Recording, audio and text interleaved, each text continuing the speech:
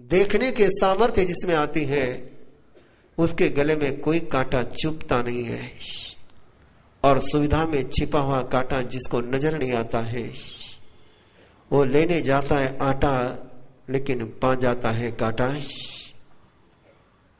इस जीवन का तब तक ही संरक्षण है जब तक ये जीवन लाभदायी हो। कैसे मोक्ष को प्राप्त करें, कैसे समाधान को प्राप्त करें, इतनी समस्या है, इतनी समस्याएं हैं।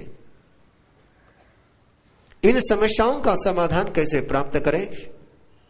एक छोटा सा मंत्र याद कर लो, बहुत छोटा सा मंत्र है, 8वीं गाथा का मंत्र है। छंदम निरोहे नवे मोकम आसे जासी खियवमधारी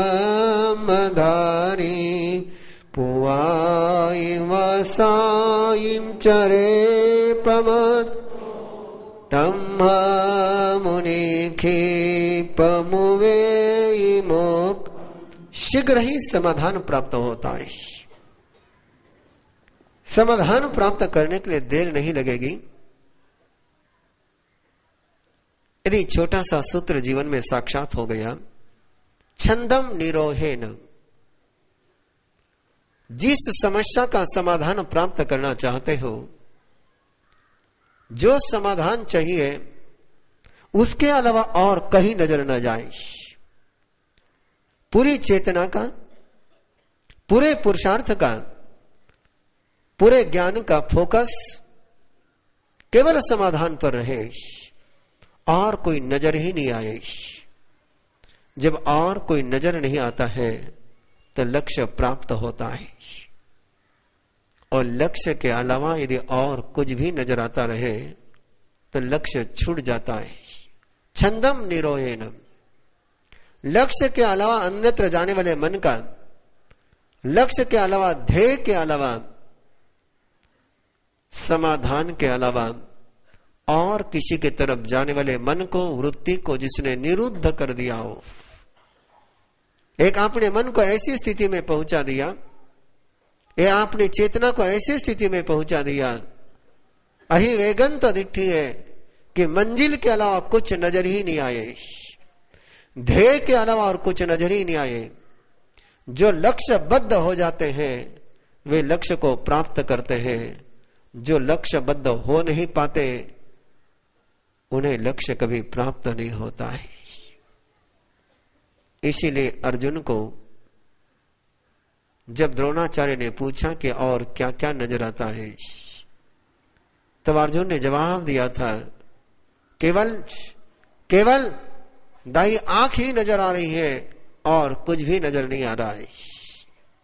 जो दृष्टि में समा जाता है वो हाथ में आ जाता है, जो दृष्टि में समा न पाया वो हाथ में कभी ना आ पाता है।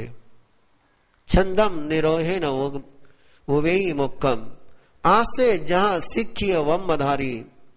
और इसके लिए मन को शिक्षित करना पड़ता है, मन को ट्रेनिंग देनी पड़ती है, इंद्रियों को ट्रेनिंग देनी पड़ती है, शरीर को ट्रेनिंग देनी पड़ती है, प्रशिक्षण देना पड़ता है। जैसे घोड़े को यदि शिक्षण दिया जाए, घोड़े को यदि ट्रेनिंग दी जाए तो घोड़ा इशारे पर चलता है, और केवल इशारे पर चलने वाले घोड़े को ऐसा ही दौड़ा दिया जाए बिना उसको कवच पहनाए तब भी काम नहीं चलेगा। दोनों ही सूत्र साथ में रहने चाहिए, लक्ष्यबद्धता भी हो और सुरक्षा की व्यवस्था भी हो, समर्पण भी हो और संयम भी हो, ध्येय के प्रति निष्ठा भी हो और बाहर से कोई आक्रमण न हो, इसका भी नियोजन होना चाहिए। ऐसा जिनके जीवन में होता है वे अपने लक्ष्य को शीघ्र ही प्राप्त करते हैं। कभी मत सोचना, कभी मत सोचना, कभी मत सोचना, कभी मत सोचना कि अंतिम समय में राम का नाम ले जाएंगे तो राम बचा देगा। अंतिम समय में शरणम पवज्जामि कहेंगे तो शरण मिलेगी, ऐसा कभी मत सोचना। जिसने जिंदगी के हर पल में प्रभु का स्मरण नहीं किया, अंतिम पल में उसको स्मरण नहीं मरण ही मिलेगा। बुढ़ापे में धर्म कर लेंगे, ये धारणा कभी मत रखना। ये उन्हीं के लिए संभव है जो बचपन से ही धर्म करते हैं। ये शक्य नहीं है। क्षिपम न सके विवेक में ओम, शीघ्र विवेक करना संभव नहीं होता है। यदि विवेक करने की प्रैक्टिस न हो, यदि विवेक करने की ट्रेनिंग न हो, यदि विवेक करने का अभ्यास न हो, तो शीघ्र विवेक करना संभव नहीं होता है। सेठ की सेठानी बुढ़ापे में परणी हुई, गहनों का शौक, हमेशा गहने पहन करके रहती थी। सेठ ने कहा कि हम ऐसे प्रदेश में रहते हैं कि जहां कभी भी लुटेरे आ सकते हैं, कभी भी हमला हो सकता है। जब त्योहार आए तब गहने पहन लेना, हमेशा गहने पहने मत रहना। सेठानी ने तर्क किया, सेठानी ने दलील दी कि जैसे आएंगे मैं गहने उतार करके छिपा दूंगी। सेठ ने बहुत समझाया, संभव नहीं होगा, शीघ्र निकालना संभव नहीं होगा, लेकिन सेठानी ने सुना नहीं। गहने पहने रही, वजन बढ़ता गया, कंगन छोटे पड़ गए, हाथ बड़ा हो गया, अंगूठी उंगलियों में फंस गई। चोरों का हमला हुआ। चोरों ने गहने छीनने के लिए मारना नहीं चाहते थे, केवल गहने लेना चाहते थे। लेकिन जब अंगूठी निकल न पाई, जब कंगन निकल न पाए, तो हाथ को ही काट करके लेकर के गए। और तब सेठानी को याद आया, सेठ ने कहा था कि शीघ्र विवेक करना संभव न होगा, इसलिए विवेक की निरंतर प्रैक्टिस करनी चाहिए,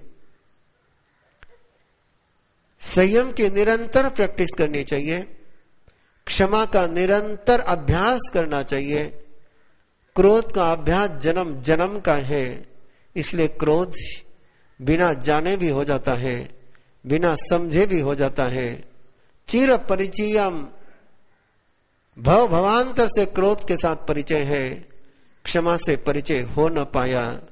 क्षमा की प्रैक्टिस करने के लिए प्रभु कहते हैं, मोह मोह मोह गुणे जयंतम आने गरुवा समनम चरम फासा फुसंती असमंजसम च न ते सिंभिको मंदाय फासा बहुलो अनिजातः पगारे सुमनम रखे जकोहम विनय जमानम मायम न सेवे जपहे जल।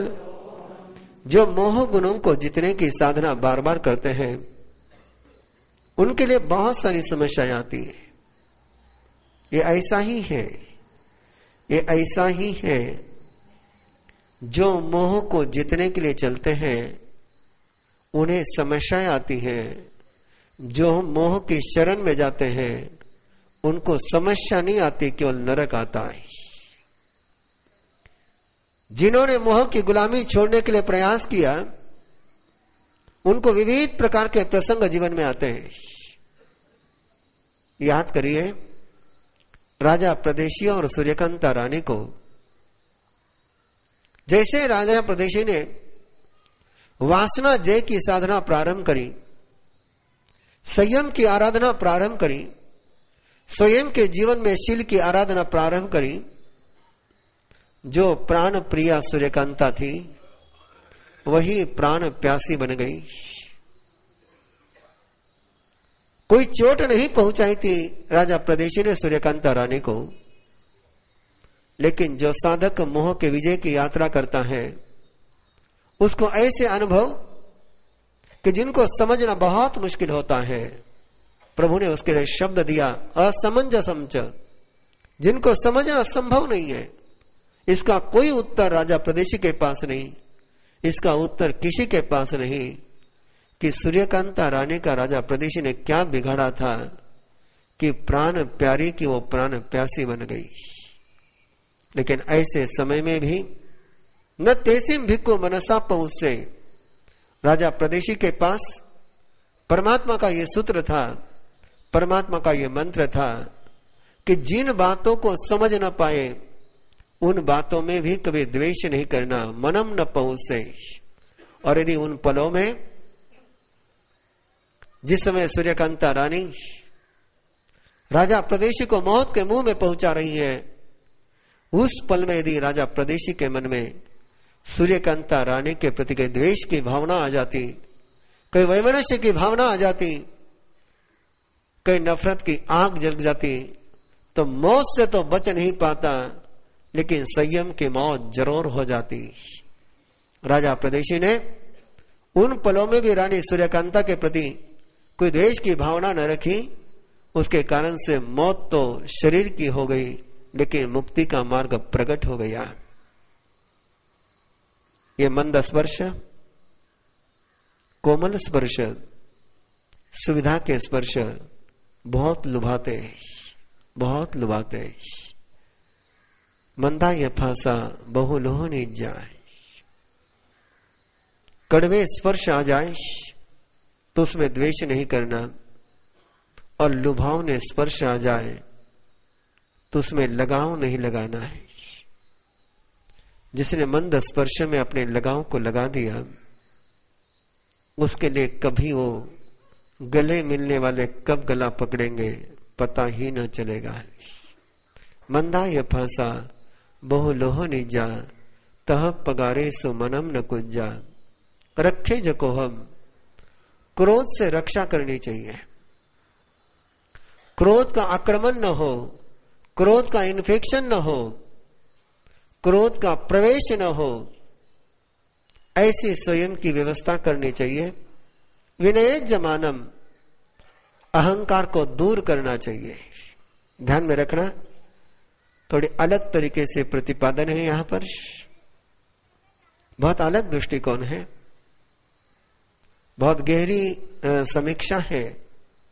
अहंकार अंदर में होता है और क्रोध बाहर से आता है। क्रोध के निमित्त बाहर में होते हैं।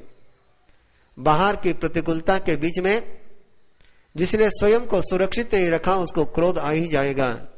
इसलिए प्रभु फरमाते हैं कि प्रतिकूलता से स्वयं की सुरक्षा करनी। अहंकार अंदर में होता है, इसलिए उसके लिए कहा कि अंदर के कांटे को दूर कर।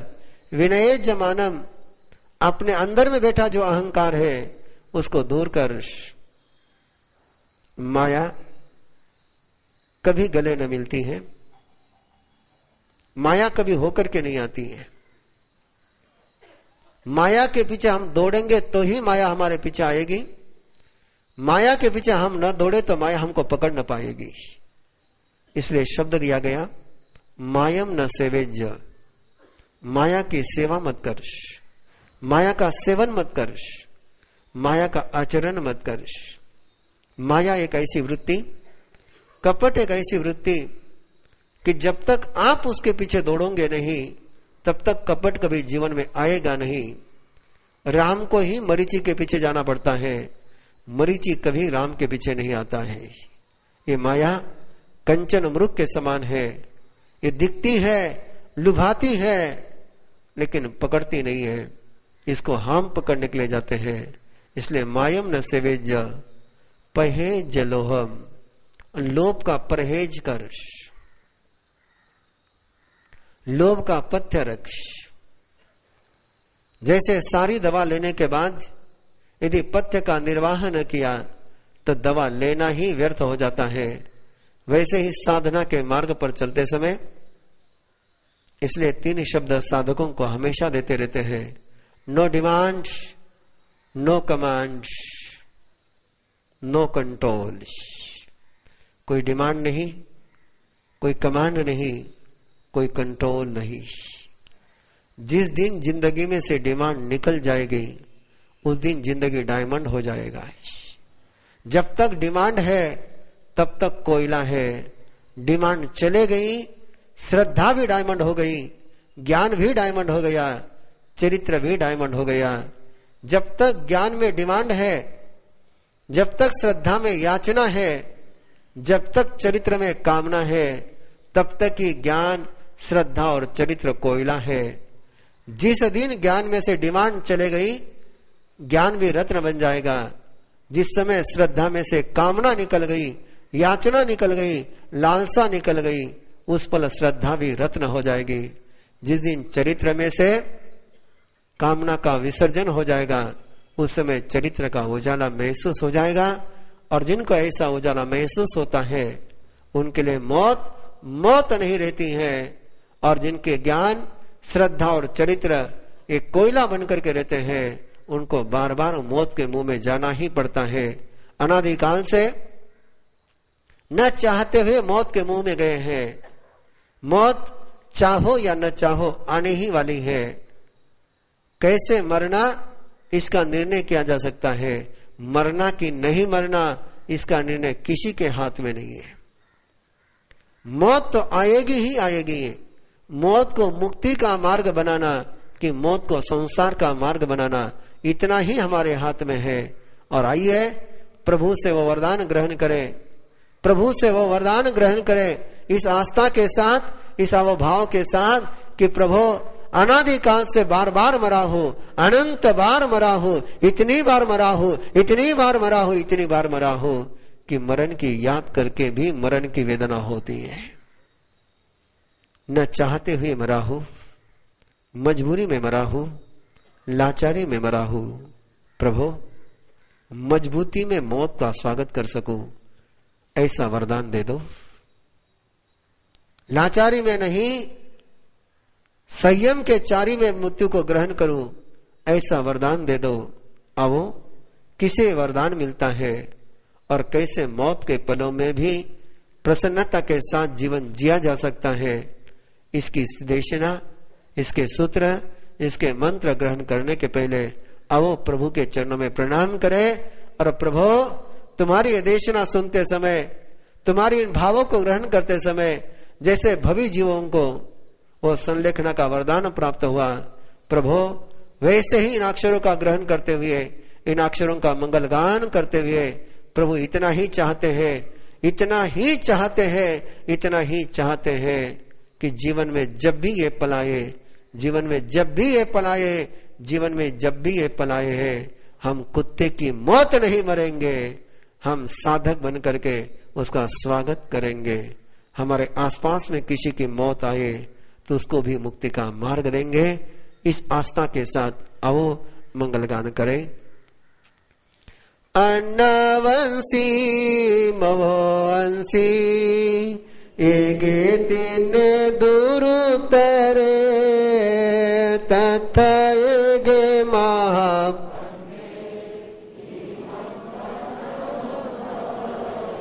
22 पेज नंबर है। अन्नवंशी मोहंसी एगे दिन दुरुतरे तथा एगे महा इमं पन्नमुदाहरे संति में यदुवे अखाया मरणंतिया काम मरणं सकाम मरणं तहा बालाणं कामं मरणं संभवे पंडियाणं सकामं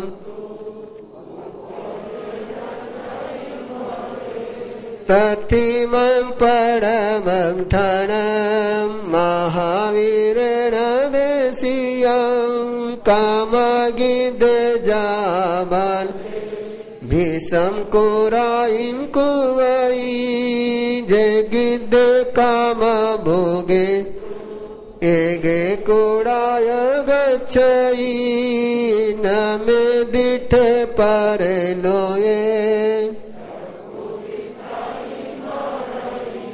हता गयाई में कामा कालिया जेण गया को जानाई पर लोए अथिवा नथिवा पुनो जनेण सदिवो ई बाले पग बई काम भोगानुरायणम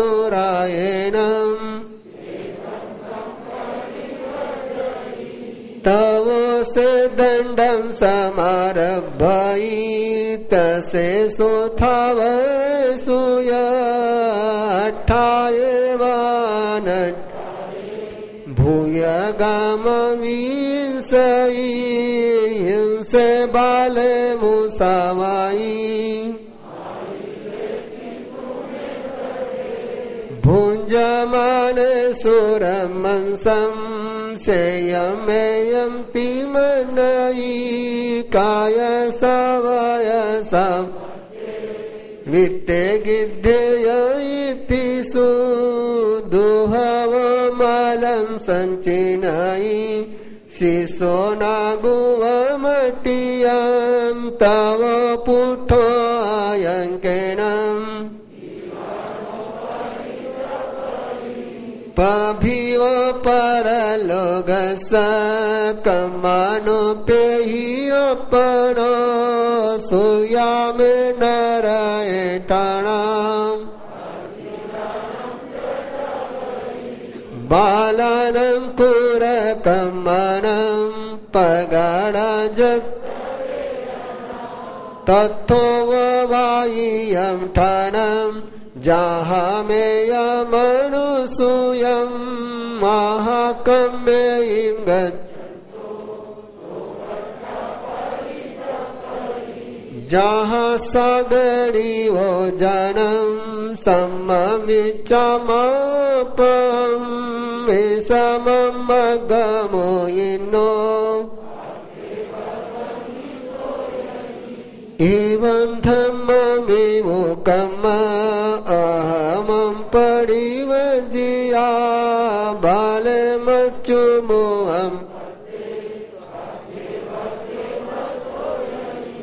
तव से मरणन्तमी बाले संतसई अकाम मरण मरई धुते वाक् एयम अकाम मरणं बालानं तु पवेयम् एतोस काम मरणम् मरणं पिस पुण्यं जहामेयमनुसूयं विपसन्नमनाघायम्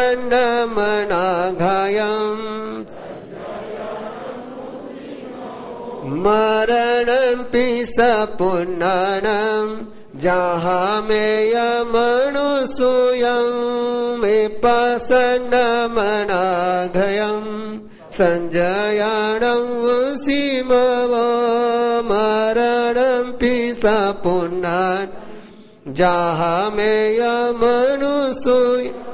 विपसन्नमनाघायम् संजयानं वसीमव नैमं सवेषु भिक्खुस् नैमं सवेषु गरेषु नानाशिलागार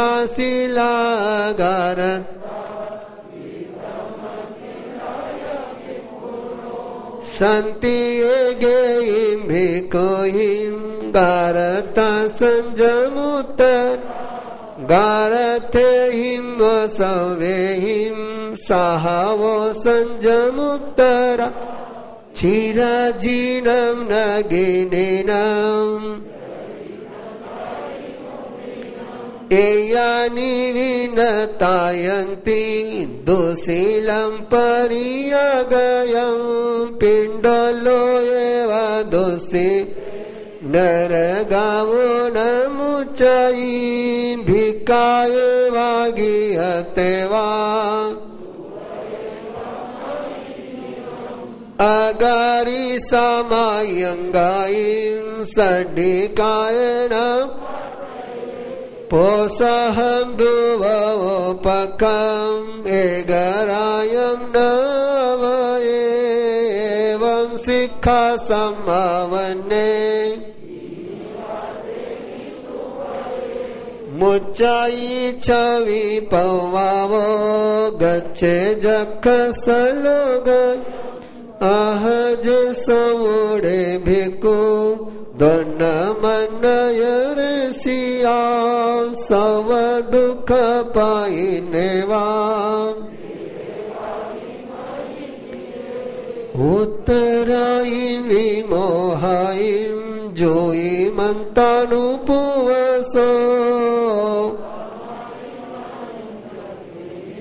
आवासाईं जससिनो दिहावुयाईं डिमन समिधा कमरुविनो आहुनवन संकासा भुच्चो अचिमलिप तानि ठाणानि गच्छन्ति शिक्षिता संयमं तवं भिक्खाय वागियत् जे सन्ति परिनिवृणा ते सिंसोच्च सपूजनं संजयानं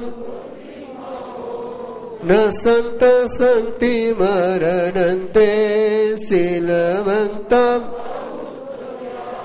तुलिया विशेषमादाय दया धम्मस् विपश्य जमे हवि ताहा भूयेन तुलिया विशेषमादाय दया धम्मस् खन्ति